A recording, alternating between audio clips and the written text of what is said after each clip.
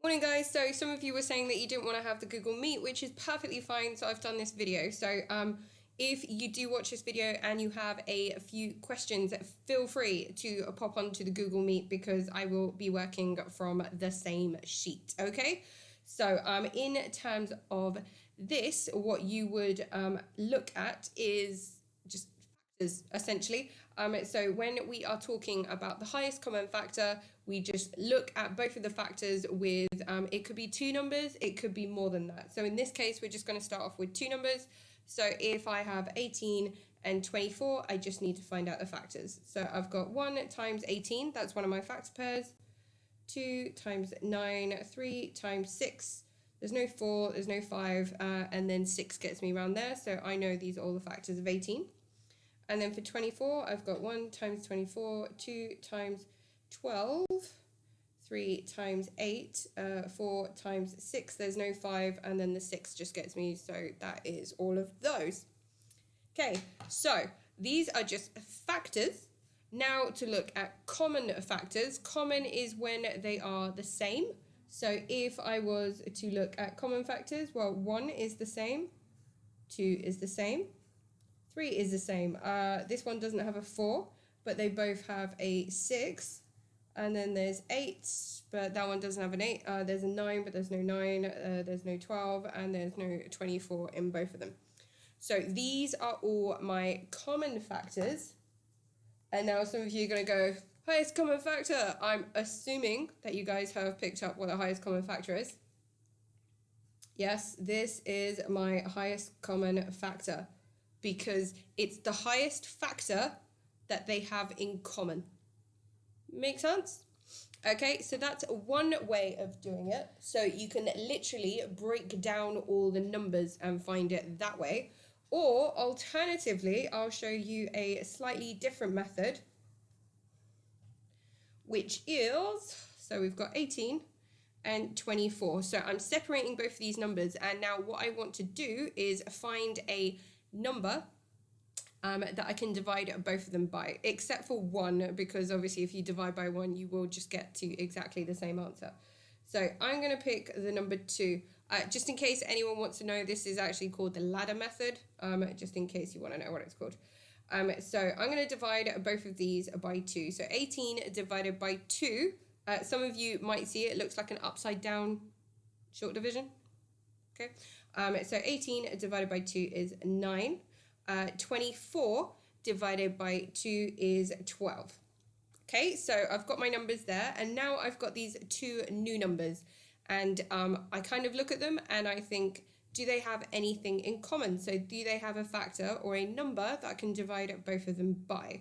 So it's not going to be 1, it's not going to be 2, but I do have it 3. So I'm going to divide both of them by 3. Okay, so 9 divided by 3 is 3. 12 divided by 3 is 4. And then I look at these two numbers again. So literally we just keep going down this list. Do I have any factors in common bar the number 1? No, the only factor they now have in common is 1. Okay, so in order to find the highest common factor, what I do is I take all the numbers on this side and I multiply them together.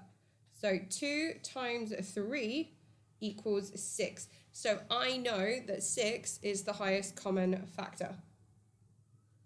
Does that make sense? Okay, so what I'm going to do is, whereas for number 2 there is a table there, so you could circle all the table, I'm just going to start looking at number 3, and I'm going to go through a few examples on those, and I'll show you both methods. Quite a lot of people start going for this method because once you know your factors and your times tables, this method is a nice, easy way of doing highest common factor. And you'll notice I'll be doing something with this next lesson as well. So people like this method because I can use them for both highest common factor as well as lowest common multiple. But we're doing the lowest common multiple tomorrow, so don't worry about that today. We are only going to be looking at the highest common factor today. Okay, so say 8 and 12, too easy, so I'm not going to do that. Let's start from D, which is 24 and 32. So I'm going to try the first method up here. So 24 and 32, I've got 1 times 24, 2 times 12, 3 times 8, 4 times 6. There's all my factors. Okay, and for 32, I've got 1 times 32. I have 2 times 16. I have 4 times 8. So don't have a 5. I don't have a 6. Don't have a 7. And then 8 gets me around there again. Okay, so they've got 1 the same. They've got 2 the same. They've both got a 4. And then you've got 32, which isn't there, 16, which isn't there, and 8, which is there. Okay, so my highest common factor is 8. Okay, that's by using this method. And then for the ladder method, I've got this one. So I'm saying, what number can I divide both of them by? 2, nice and easy. So 24 divided by 2 is 12. 32 divided by 2 is 16. So I'm going to go down again. I can divide both of them by 2 again. So 12 divided by 2 is 6. 16 divided by 2 is 8. What number can I divide both of them by again, which is 2? So 6 divided by 2 is 3. 8 divided by 2 is 4. Okay, can't divide that any further. So I'm going to take all of these and multiply them together. So I've got 2 times 2 times 2. So 2 times 2 is 4. Times 2 is 8. So 8 is my HCF. Yes, I'm expecting them to be the same, so I'm not surprised by that result. Okay, you'll probably notice from last time, we've got a few more factors. So this is also one of the reasons why people enjoy the ladder method, because you can just go 2, 2, 2, and it's nice and easy to find it. Whereas for this one, you have to find out every single factor. And if you miss one of them on either number, you could miss out on the highest common factor. Okay, but for small numbers, I know people prefer this for small numbers, especially if they're under 20. It's much easier to do this method. But when it comes to larger numbers, a lot of people will prefer the ladder method.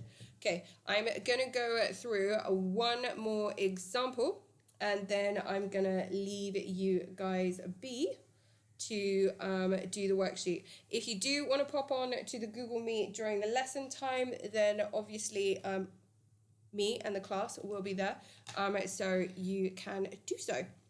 Okay, so I've got 30 and I've got 45. So 1 times 30, 2 times 15, 3 times 10, there's no 4, 5 times 6.